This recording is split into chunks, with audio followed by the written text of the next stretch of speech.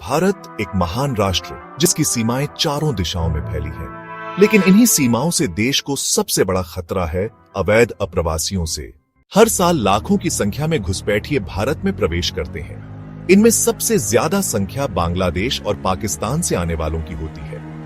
ये न सिर्फ देश की अर्थव्यवस्था पर बोझ बनते हैं, बल्कि कई बार आतंकी गतिविधियों से भी जुड़ जाते हैं।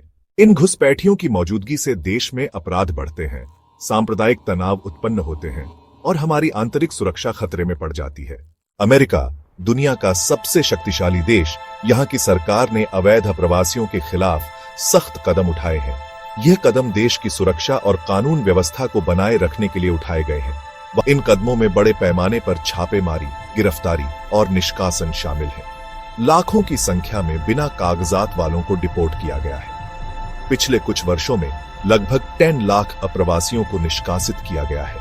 यह प्रक्रिया लगातार जारी है और इसमें और भी तेजी लाई जा रही है। कानून, सुरक्षा और पहचान तीनों को प्राथमिकता दी गई है। सरकार का मानना है कि यह कदम देश की सुरक्षा को मजबूत करने में मदद करेगा।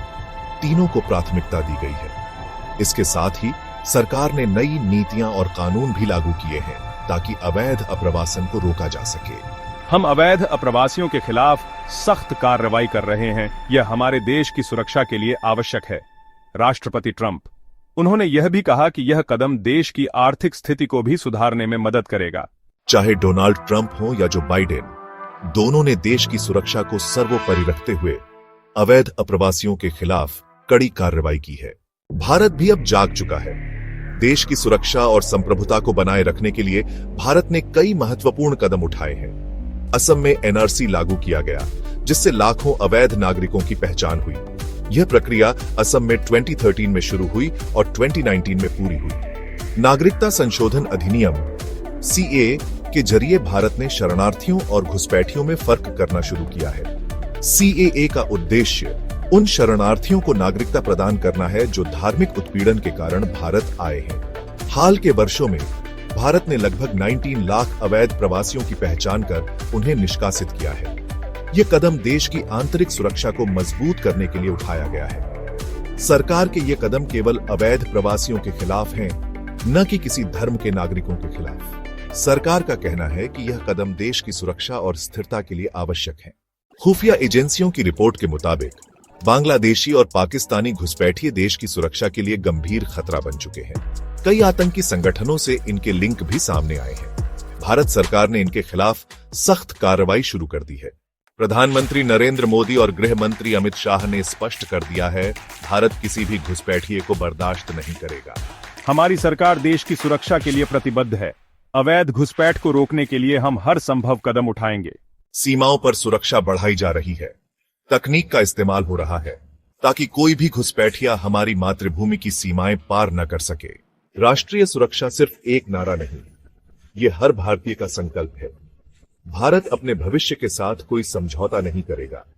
अवैध घुसपैठ के खिलाफ जंग जारी है और इसमें हर नागरिक का सहयोग जरूरी है। हाल के सालों में इंडिया ने एक्सट्रीमिस्ट एलिमेंट्स से बहुत सारे चैलेंजेस फेस किए हैं। ये चैलेंजेस सिर्फ फिजिकल अटैक्स तक सीमित नहीं है, बल्कि साइकोलॉजिकल वॉरफेयर और साइबर थ्रेट्स भी शामिल हैं, जो देश को डिस्टेबलाइज करना चाहते हैं। इनका मकसद सिर्फ इमीडिएट डैमेज करना नहीं है, बल्कि लॉन्ग टर्म इंस्टेबिलिटी पैदा करना भी है। ये जो वायलेंस के इंसिडेंट्स हुए हैं, इनसे न सिर्फ हमारी इंटरनल पीस को खतरा हुआ है, बल्कि हमारी इकोनॉमी और सोशल फैब्रिक को भी नुकसान पहुंचा है। बल्कि इनसे सिक्योरिटी मेजर्स को और हाइटन करने की जरूरत भी सामने आई है।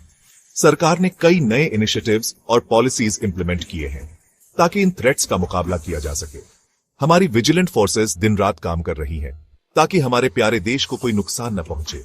उनकी डेडिकेशन और हार्डवर्क की वजह से ही हम सुरक्षित महसूस कर पाते हैं। सरकार हमारी नेशनल इंटेग्रिटी को सेफगार्ड करने के लिए पूरी तरह कमिटेड है और इसके लिए हर संभव कदम उठा रही है। और इस काम में हर सिटीजन का सपोर्ट बहुत जरूरी है।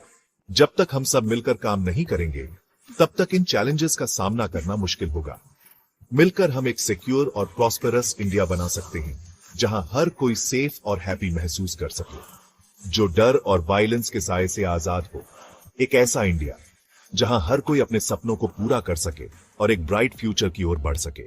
सुरक्षित भारत, सशक्त भारत। घुसपैठियों के खिलाफ आवाज उठाइए, राष्ट्रहित में सोचिए।